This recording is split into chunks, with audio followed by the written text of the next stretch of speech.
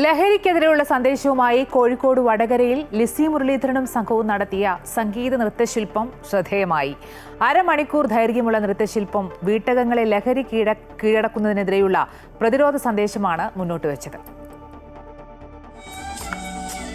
ലഹരിക്കെതിരെയുള്ള അരുത് യുവത്വമേ എന്ന നൃത്തശില്പം വേറിട്ട അനുഭവമായി. നർത്തകി ലിസി മുരളീധരന്റെയും സംഘത്തിന്റെയും ഏറ്റവും പുതിയ നൃത്ത പരിപാടിയാണ് നിറഞ്ഞ സദസ്സ് കയ്യടിയോടെ സ്വീകരിച്ചത്.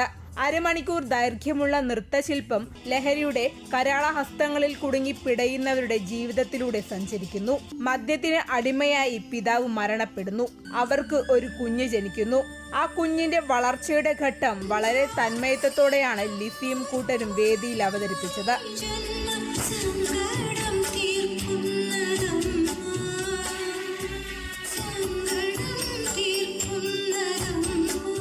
വളർന്നു വലുതായ മകൻ രാസലഹരിയുടെ വിഷമഴയിൽ കുരുങ്ങി സ്വന്തം അമ്മയെപ്പോലും തിരിച്ചറിയാൻ പറ്റാതെ ആക്രമാസക്തനാകുന്നു.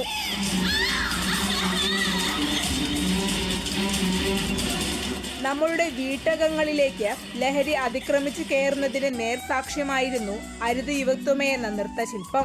നൃത്തത്തിലൂടെ അവതരിപ്പിച്ച് ജനങ്ങൾക്കൊരു ബോധവൽക്കരണം തന്നെയാണ് ഈ പരിപാടി ഉദ്ദേശിച്ചിരുന്നത്.